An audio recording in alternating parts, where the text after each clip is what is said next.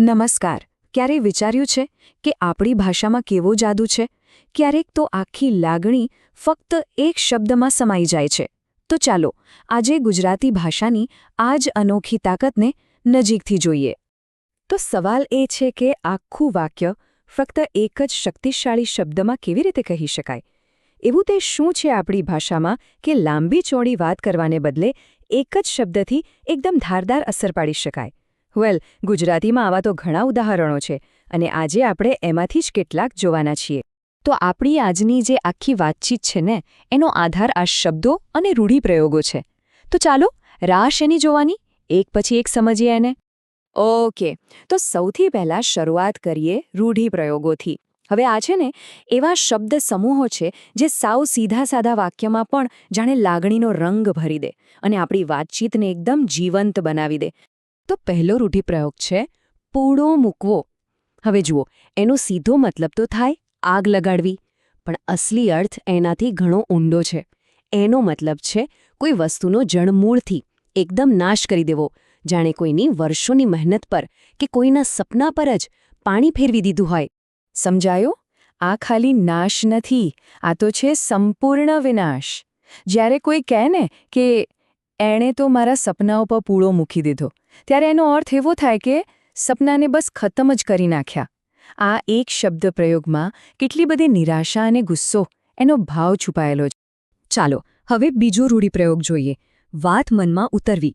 અરે આ તો એક ક્ષણ છે જ્યારે કોઈ ગૂંચવાયેલો વિચાર આમ અચાનક જ મગજમાં ક્લિક થઈ જાય, એકદમ સ્પષ્ટ અને દિલ દિમાગમાં બરાબર બેસી જાય. આ એ જ આહાવાળી મોમેન્ટ છે જેના માટે આપણે બધા રાહ જોતા હોઈએ છીએ, ખરું ને? જ્યારે કોઈ બહુ અઘરો વિષય સમજાવતું હોય અને અચાનક બધું જ સ્પષ્ટ થઈ જાય, ત્યારે જ મોઢામાંથી નીકળે હાશ, હવે વાત મનમાં ઉતરી. આ જે સમજણનો સંતોષ છે ને, એ લાગણી આનાથી વધુ સારી રીતે ક્યાં વ્યક્ત થાય? તો આ તો હતા રૂઢિપ્રયોગો. હવે આપણે વાત કરીશું એવા શબ્દોની જે છે તો નાના પણ કામ બહુ મોટું કરે છે, આખા ને આખા વાક્યનો ભાર એકલા જ ઉઠાવી લે છે. અને એનાથી થાય શું? આપણી વાતચીત બને છે એકદમ ચોટદાર અને ટુ ધ પોઈન્ટ. ચાલો એક ઉદાહરણ જોઈએ. શરીર ઉપરની વાડકાપની ક્રિયા કરવી. આટલું લાંબુ બોલવાની શું જરૂર છે? એના બદલે આપણી પાસે એક જ શબ્દ છે, નસ્તર. કેટલું સચોટ છે નહીં? મજાની વાત તો એ છે કે આ એક જ શબ્દમાં ક્રિયા પણ આવી ગઈ અને એનું સાધન પણ આવી ગયું. બીજું ઉદાહરણ, પામપણના મૂળમાં જે નાની ફૂલ્લી થાય એના માટે લાંબુ પહોળું વર્ણન કરવાની કોઈ જ જરૂર નથી. બસ એક જ શબ્દ કાફી છે, આંખણી. એકદમ સીધી વાત, કોઈ ગૂંચવણ જ નહીં. અને હવે આવે છે એક બહુ જ શક્તિશાળી શબ્દ, રામબાણ. એટલે કે એવો ઇલાજ જે ક્યારેય નિષ્ફળ ન જાય. આ શબ્દમાં જ એક અતૂટ વિશ્વાસ છે, એક ગેરંટીનો ભાવ છે. આપણે ઘણીવાર સાંભળ્યું હશે, આ દવા તો શરદી માટે રામબાણ ઇલાજ છે. એવી જ રીતે ઝાડા થાય એવું ઓસડ એના માટે પણ એક સીધો અને સચોટ તબીબી શબ્દ છે, જુલાબ. જુઓ, આવા ચોક્કસ શબ્દો હોય ને તો વાતચીત બિનજરૂરી લાંબી કે જટિલ થતી જ નથી.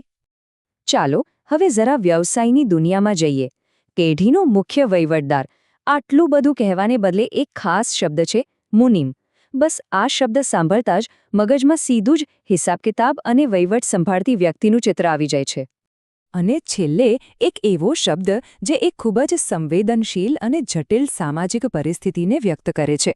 જેનું પતિ મરી ગયો હોય એવી સ્ત્રી, એવું કહેવાને બદલે ફક્ત વિધવા શબ્દ એક જ ક્ષણમાં એ પરિસ્થિતિની ગંભીરતાને સ્પષ્ટ કરી દે છે. તો આપણે જોયું કે કેવી રીતે રૂઢિપ્રયોગો અને આવા એક શબ્દના પ્રયોગો આપણી વાતને એકદમ ધારદાર બનાવી શકે છે. પણ મોટો સવાલ એ છે કે આનું મહત્વ શું છે? શું ફરક પડે છે આવા શબ્દો વાપરવાથી? ચાલો સમજીએ. સૌથી પહેલી વાત, આવા શબ્દોનો ઉપયોગ કરવાથી આપણી વાત વધુ અસરકારક બને છે. આપણું લેખન વધુ સમૃદ્ધ બને છે, એમાં ઊંડાણ આવે છે, વાતચીત ઝડપી અને એકદમ સચોટ બને છે. અને હા, સૌથી અગત્યનું, એ પણ બતાવે છે કે આપણી પોતાની ભાષા પર કેટલી મજબૂત પકડ છે.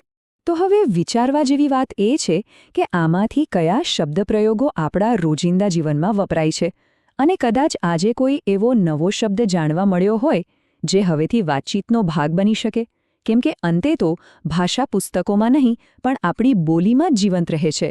આના પર વિચાર જરૂર કરજો.